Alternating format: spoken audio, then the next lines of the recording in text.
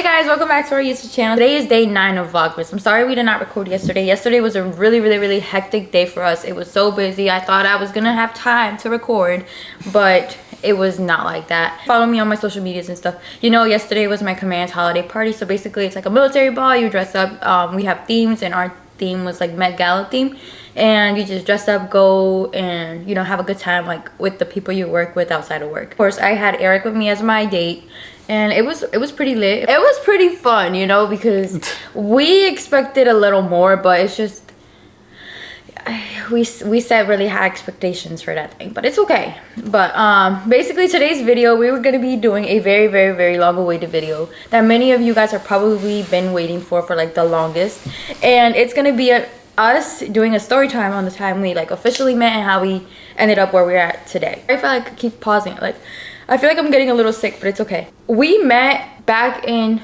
2018. We met in 2018. And we never really like physically like communicated with each other in person, none of that. But we did have each other on social media. We knew of each other's existence and stuff like that. But if we were like, he was with somebody else and I was with somebody else, right? And we met at like the recruiting station in Peekskill, at the Navy recruiting station. So basically like he was staying in Yorktown at the time, and if you guys know me, I'm from Peekskill, so we are literally like 10 minutes away from each other. So our recruiting station is one of the only ones in the region that recruits people from like our surrounding cities and stuff like that. So that's how me and him met. But we did not officially meet till I was in the military. So after like she graduated her A school and she came like to Virginia to check in like with her command, she didn't really know anybody besides like her A school people. So then our recruiter Perfetto like had mentioned me to her and was like, yo, you should hit up my boy Martinez. And then she hit me up on Facebook, and then like I was on duty that day. I checked my phone, I was like, yo, who's this? Like, and then I was just like, she like, we're friends on Facebook, but we never, like she said, we never really physically communicated. So and then I was just asking her like, hey, what command you at, where you staying at? And then she like told me, and then she told me she was on a carrier, and I was like, I feel sorry for you, because that carrier life is not it. When we first linked up, it's when like I was trying to take her out to like, you know, like Wendy's or like get a little something, you know. And then from there she was like, yeah, I'm down, okay, we out. And then she flaked on me, and then like she kept on flaking me like within hours. She's like, I'm down. She's like, wait, no, my friend's not here, she just left. And I was like, okay, maybe in an hour. She's like, yeah, I'm down. She was like, oh wait, no, my friend just brought me food, I'm sorry. And I was like, damn, alright. And then she told me she was trying to drink, so I had a like spare bottle in my freezer, and I was like, I'll bring it to you. So then, you know, I put cologne on, you know, just trying to smell good and stuff. She comes out and she hops in the whip, we start chatting, and she had her like her little boo thing at the time, so I'm like, alright, whatever. And it wasn't like supposed to be like, you know, what we are now. And then from there like we like, you know, she goes, takes the bottle. Like my first impression of her, not gonna lie, like she come out with a hoodie and like some shorts. I was like, damn, like shorty a dyke. And then like she was like, oh no, I'm messing with a guy. So I was like, alright, like I guess you're not a dyke, whatever. And then next time we linked up, it's like I was like, hey, let's go have breakfast. And then, you know, we bought IHOP, and then we went back to the barracks up right on base, and then we was just eating outside. And then, you know, that same day, I think I was actually trying to play soccer, and then she was like, yeah, I'm down, but she wasn't like really down, like, you know, she was just like there just to be there. No, as a matter of fact, no, we played soccer, but I picked up my boy Ventura. Yeah. So then, like, you know, he was just, I guess, third wheeling with us. After, you know, playing soccer, we was like, I'm gonna go. She said like, I asked her what else she wanted to do, and then she said none. So then from there, I just want to go drop her off. But before I dropped her off, we had Mickey D's, and then like from there, like she got something to eat. She was like, no, I'm gonna pay. I don't like when people pay for me, because I had paid for our IHOP. And like she started feeding me French fries. So I was like, bing. And then like I was just like, you know, thinking in my head, I was like, she feeding me. I wasn't even driving or anything. Like we was parked and she feeding me. You were driving. And then this is the next time we link up. Wait, what time was that? This is when you had like your little get together Okay, with your. so let me gather in my seat real quick. Okay, so basically, it's just a very long story, but I'm gonna like tell you everything because it just makes so much sense for me to tell you all the details too. I was with my friends in our barracks room, well, in her barracks room, and we were all drinking. And when we got there, like, it was just, if you knew me before, like, you know I was crazy on like the drinking and stuff like that, because I was literally going through like one of the hardest moments of my life. Like, I was literally so heartbroken, and I thought like that was the way out, right? Like, he did mention I was messing with somebody, but it was never really like that serious. Like, now that I think about it, that shit was really not that serious. Because then from there, like, we were drinking, and then like all my friends gathered up, and then like something, like there was like a little situation that had happened there, and someone was trying to overstep with me, and I was like, oh, like I felt like a very uncomfortable, so I tried to remove myself from the situation, and I texted him. And mind you, he was on duty, right? I'm like seeing freaking stars, and my head is spinning, right? And he comes pick me up from duty. It was raining that day too, I remember that. So, yeah, so I was on duty, like she said, and then I didn't have a car because my STI broke down, so I was on duty with my boy Mansueto. So like, I was like, yo, mind you, I was okay, like, but you need to tell them the mindset you was on when you picked me up. Oh, because I had said a comment, huh? Yeah. I had said like... Yeah, she said something, but we're not going to say it. No, because, I mean... No, you we can't. Yeah, we can't. No. So she said something, right? And then I was like, I bet I got you. But from there, like, I was on duty, and then I was like, you know, about to get off watch because I was on watch while I was texting her. And then I was like, yo, man, Sweato, let me use your car real quick. And he's like, ah. He was like, for what? He was like asking questions and stuff. And then like he gave it to me, and then like she said it was pouring. So like if you're in the military, you're stationed on a ship, you know you gotta walk that pier, you gotta go to your car. So like, you know, I walk out the ship, it's pouring, like I'm running my ass down the pier trying to get into the car. Mind you, I don't know, my boy parked his car, so I'm over here with his key, beep beep beep beep, and I'm just like, where the hell is it? It makes a low ass noise. It's like beep beep. I'm like, oh my god. And then I finally found the car, and then like I go pick her up, and then no, but like, he's missing the part that he said. So I had said something, right? And he said, well, like, you said, well, everything's a risk or some shit like that. Oh, I said life's a risk, so I got you. Yeah, so I had said something. I'd be like, oh, like I'm trying to like, right? And he was like, well, life's a risk. So then he did not hesitate to pick me up because of I think that's literally why. Like when I think about it, I'm like, damn, like if I said that, that's probably why he picked me up, right? So, or maybe not, who knows? I don't know. That's all him, right? So he picks me up and he's drenched in water, right? And I'm like, damn. So I run down from the freaking stairs, right? From the barracks, and then I go into the car, and he takes me to his place. And I think that was the second time I went into your place, right? Mm-hmm. And this was probably within like a week. A week span. Or no, well, nah, it was not like even, 2 weeks. It was like 2 weeks max. Oh. Yeah, okay, so it was max. like within a 2 week span from like our first link, right? And so then, like, mind you, I'm like freaking seeing stars and unicorns and stuff. And when you know, right? So like I was like, okay. And then he went to go change into his room, and I was in the living room. Yeah, he went to go change, and he like told me like, oh, like his roommate is there too. Like there's other people in the freaking house. Mind you, keep this in mind. There's other people in the house, and we're in the living room in the main space, right? And I said, okay, like, and then like we were like watching a movie, huh? We were like laying down. No, I put on YouTube, and then we like put on music. Ooh. Okay, so I guess. Or no, I went to go change, and then I gave her the controller, and she put on a song. And then from there, like I just sit down. I'm sitting down like this, and then you know, she comes lay down on my lap, and then I'm just like, okay. And then she starts getting touchy. I'm just like, okay. And then you know, it's just like I was like, you sure? Like this is what you want to do? And then she just like started kissing me, and I was like, all right. Here we go. And then there we was doing the deed, you know. And then like made me sleep over at his house, and then he had to go to work the next day, or he had to like wake up super I only early. had like literally like an hour and a half or 2 hours of sleep.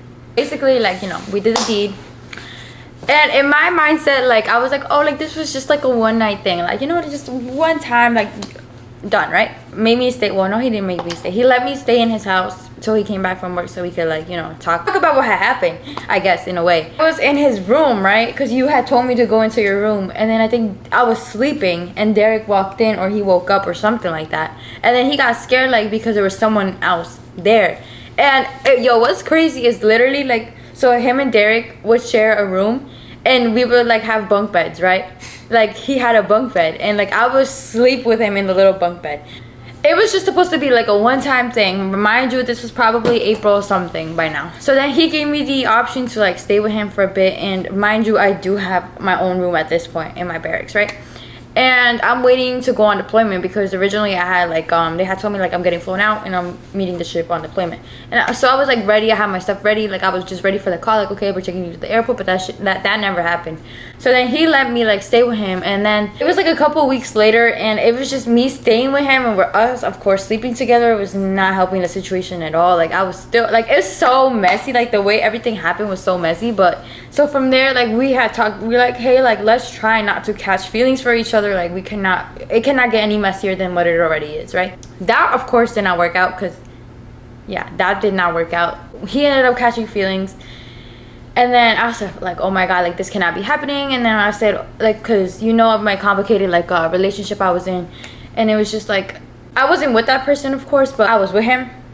Like we were just friends, but we were doing things that friends shouldn't be doing, you know? It was him, like, if you know him, he is crazy, right? So the moment he caught feelings, everything got so messy. Like, it was never supposed to be like that. Everything got so messy. Mind you, I still have my ex in the picture, because I was with that person for literally like 4 or 5 years.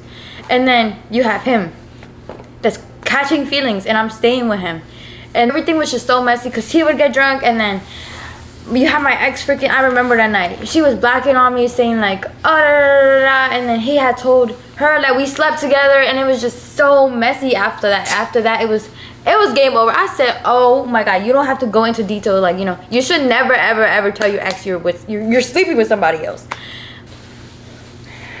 It was just messy. But it was probably like May, and then we had like officially started like catching feelings for each other at that point, because it was just, he was treating me so good. Like when I tell you, this guy did not like give up not a single minute. Like he would always like make sure, like he was so attentive. Like he would give me everything I want. He would like literally spoil me. He would treat me like a princess. I would literally have the princess treatment, and I haven't had that in like a really long time, right? And I wasn't used to what he was giving me, because I came from like a very toxic relationship, and what he was showing me, I was like, damn. But at that moment, it was like I wasn't healed from my previous relationship to even want to like try to like be with somebody else, because it was just, I didn't want to be toxic with him. Like I didn't want what happened in my past relationship to moving forward like with him to like affect us, you know? And that, I don't know if it like put like a barrier between our relationship now, like, you know, months down the line from that, like from May like 2020. It was just, I don't know, you just don't want to bring stuff from your past relationship into your new relationship. And the way he was treating me, I was like, damn, like this is literally the guy I like deserve, and this is the guy for me. And the way everything played out was so crazy, because then I ended up getting pregnant, right? In June. I got pregnant in June, and I found out I was expecting in July. And at that moment, we were like, he was so happy, because he had told me like probably April, May-ish. He was like he wanted to marry me. He was like, I want you to be my wife. And I said, oh, me, your wife? What? And then like he would, like, when I tell you, like, this guy literally would do anything for me, and it was crazy. Like I've never ever been with someone that was so sweet, someone that was so attentive, someone who actually listened. Like none of that, right? And it was just so like different. And I got pregnant, and the first thing like that came into my mind, I said like, yo, like I literally just started liking the kid. Like how could I have ended up in this situation? I think it like ever ran through our minds like what would happen if I ended up pregnant, because we tried to be as careful as we could. But it's October, and we are like hitting like, he's gonna re-enlist, or he was planning on re-enlisting, and then we were gonna go to Florida together. But in the military, if you're not together, then you have to get married in order to move to the certain location together. And we did, so we had to go ahead and get married, and we didn't tell no one. It was just literally like we popped out of nowhere and like we were married. And well, our parents did know. I asked, like, yeah, you know, in the Hispanic tradition, you know, I wasn't just gonna disrespect. You know, I Yeah. had, like we went up to New York, and then I had asked her parents for permission.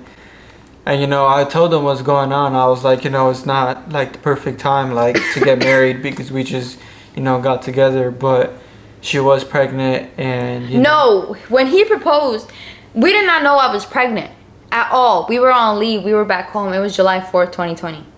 And like I was like, yo, like I was supposed to be getting my period anytime like this week, right? And he had asked for my parents for. So I had asked her parents for permission, and obviously, like it's just like the Hispanic culture. Like I'm not just gonna go like hey, I'm just gonna go marry her without asking her parents. I feel like, to me, that's just disrespectful. Military, you have to put in a 1306 in order to get co-located together.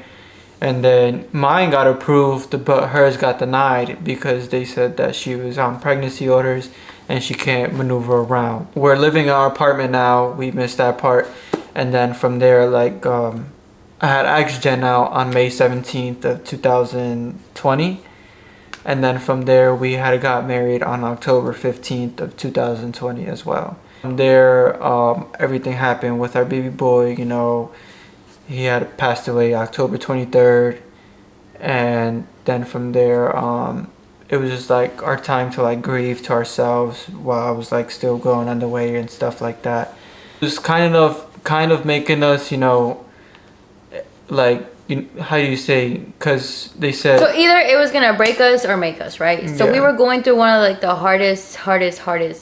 Well, no, we were going through a really hard time in our relationship at that point in our marriage, and it was like you become very doubtful about a lot of things, especially like losing a son, losing a kid in general is just very traumatic for one, especially being 18, because I was 18 when that had happened. We had went through the whole thing with our son, right? So it was very traumatic. It was very stressful, and for a minute, like I really did think, like we really did think, like damn, like this might be where our marriage was gonna end, right? But it didn't. We made it through it. We literally communicated, because it was very, very important for us to actually communicate.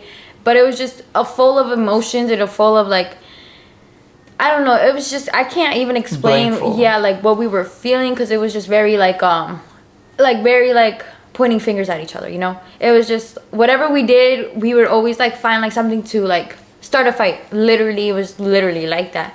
So then we were trying, right? We were trying to get pregnant, as many of you know. We were trying for 7 months before we actually became pregnant in May. But during that time, it was very, very, very, very difficult because I wasn't getting pregnant. And I was like, damn, like, what if there's something wrong with me? What if, like, I can't get pregnant anymore? Because, sometimes you hear, like, oh, if you, like, miscarry or if you're abort or stuff like that, that it could have, like, further complications with your future pregnancies like that. So that was, like, my mindset going into it. And I would get so sad, like, trying to conceive is very, very hard, especially like me being 19. Like when we were trying to conceive, it was like, damn, like you're 19, why would you even want to have a kid? But after losing a kid, like that's all you want, like, is to be a parent, Maybe we weren't in the best state of mind. Maybe that's why it did not happen, because like I said, we were going through a very, very rough patch in our marriage. And maybe like now that we think about it, maybe that's why we weren't getting pregnant, because the moment we like literally like fully, like not fully, because of course we're still going through, you're never gonna get over the fact that you lost your first kid, right? But the moment we accepted it, the moment we found peace within ourselves, is the moment literally we got pregnant. So we accepted everything in like April 2021. It was like, okay, like this happened, it's not your fault, it's not my fault, there's nothing we could have done, so it's not our fault. So we accepted it. We literally were better than ever during that time. We were ready to start living life like, like if we get pregnant, we get pregnant. If we don't get pregnant, it is what it is. And so then from there, like, it was so crazy, because when we were trying, let me tell you, like, it was back to back to back to back to back. Like, I was trying, like, before my ovulation day, on my ovulation day, after my ovulation day. But the day that we got pregnant, like, it was, I know it's that one day, because that's the only time we did do something, right?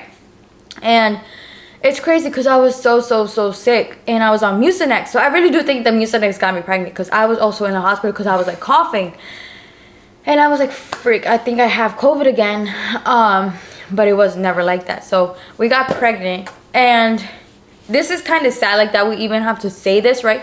But the moment we found out we were expecting, yes, we were happy, but we were not attached like we were the first time around. Very like much happiness coming to us. Like we were just traumatized. we were just very like trying not to attach ourselves to the pregnancy, because the last thing we wanted was to go through another loss.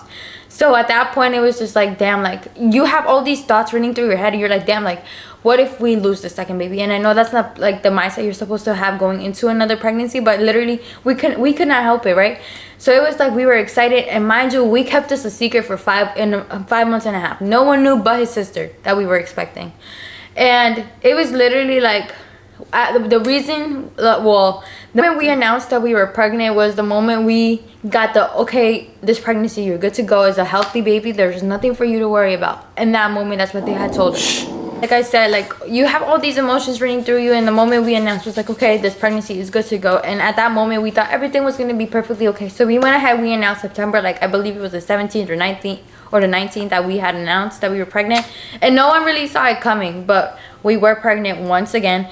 And at that point, you would think like, oh, like maybe like we were more happy and stuff, but we were still very, very scared. Like you're just so much more informed the second time around in your pregnancy. Like this time around, I was like, nope, you need to run this test. Like nope, like I was not settling for any less. Like I wanted the prenatal care that I deserved, right? And my doctors this time around, they were like perfect. Like they literally didn't give me a hard time until like towards the end of my pregnancy.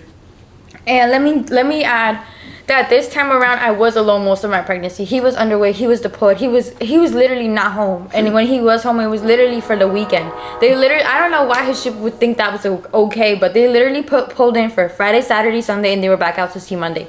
Like why pull in for 3 days? And during those 3 or 4 days, whatever they were home, one of those days they had duty. So it was literally like, it was literally pointless, and you can't make up for like lost time during those 3 days, you know.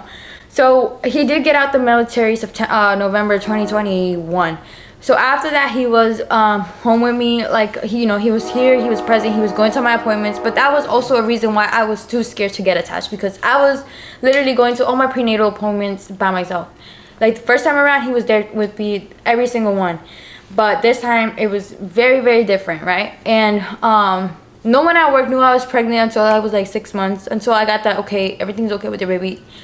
Literally, that's when I told everyone. Well, not everyone. The people that needed to know it is who I told, right? From there, we literally, throughout my pregnancy, we were at our best point ever. Like, we were so good. We were like, but maybe it's because when you are out to sea, we don't see each other a lot. So it's like we're not tired of each other, or we're not in each other's space, or we're giving each other that time to like miss each other, you know?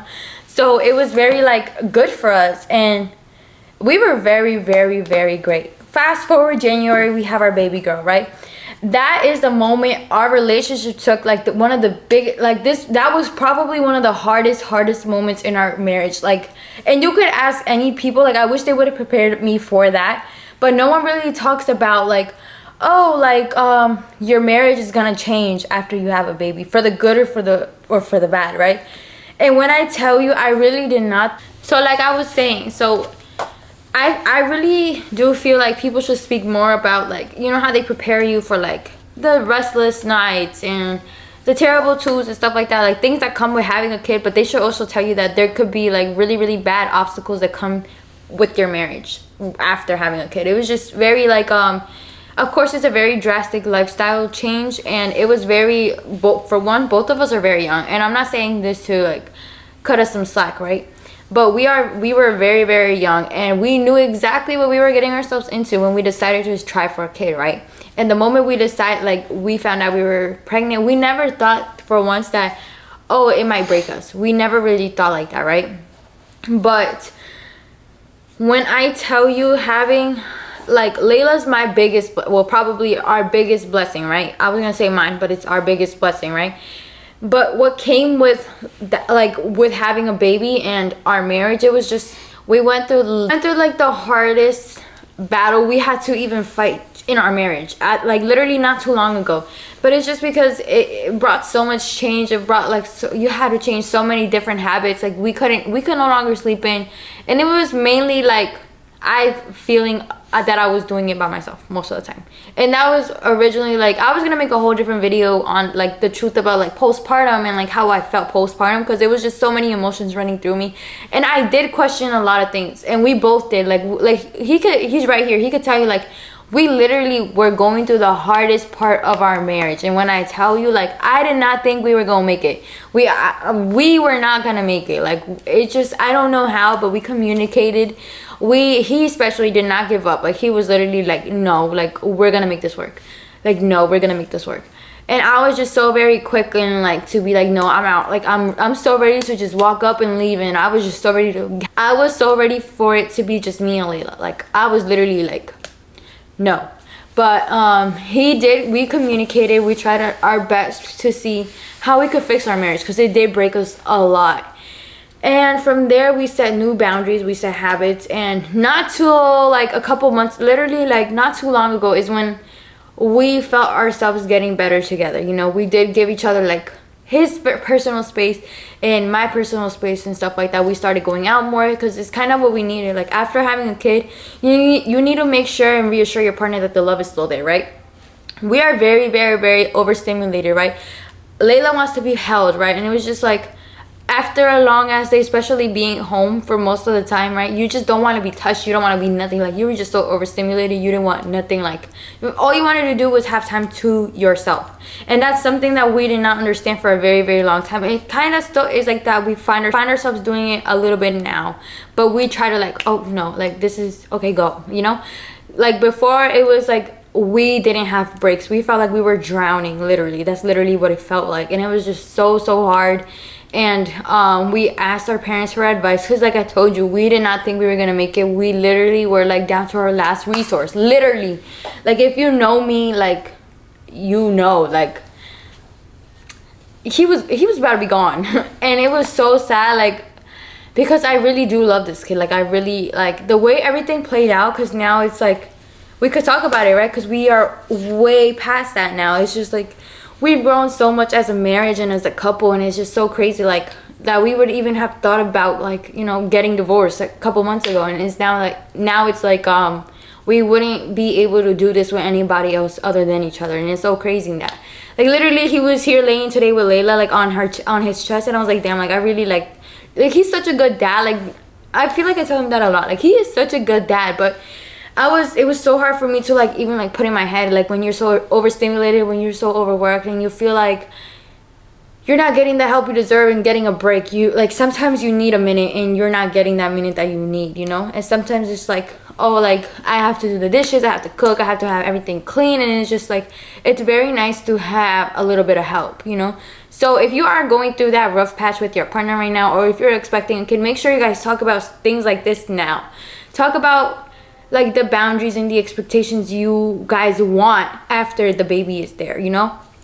Don't wait till you have the baby and you're at like the hardest point in your marriage to try to come up with a plan on how y'all can make each other work. Because it's literally, like I told, like, literally the advice I give my friends that are pregnant right now is like, yo, have a plan. Because literally life after a baby is like it's like a shocker to everyone. And I feel like that should be talked about more and be more normalized. Because it's not something that we're ashamed of, because we came out of that dark hole. We are in like the best place we've been in freaking years now. And like, we would not see each other with anybody else at this point, you know.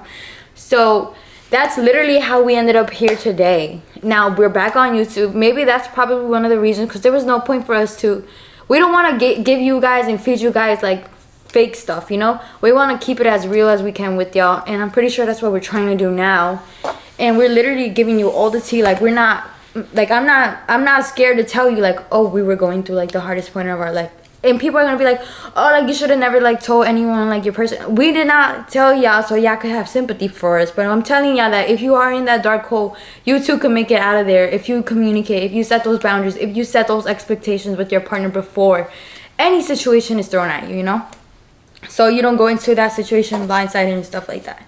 Or even see like a couples therapist as well.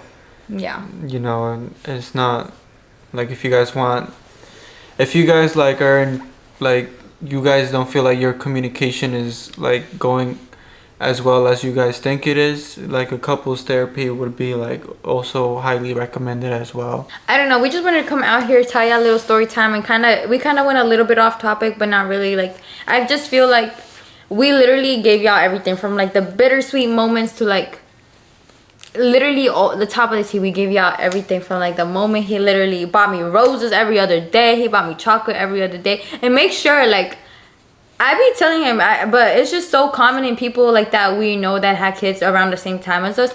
Like, their love, like, just don't ever let the love die. Don't ever like let like the attention go and stuff like that. Always make sure you are giving the person you are with love, like the attention, the details. Like, very, like, we're very like Reassuring. Yeah, very. So reassurance. Like, make sure you're giving your partner all that, because like tell them how you feel. Communicate your feelings. Your feelings are valid. The way you feel is valid. Don't ever feel like your feelings are not valid.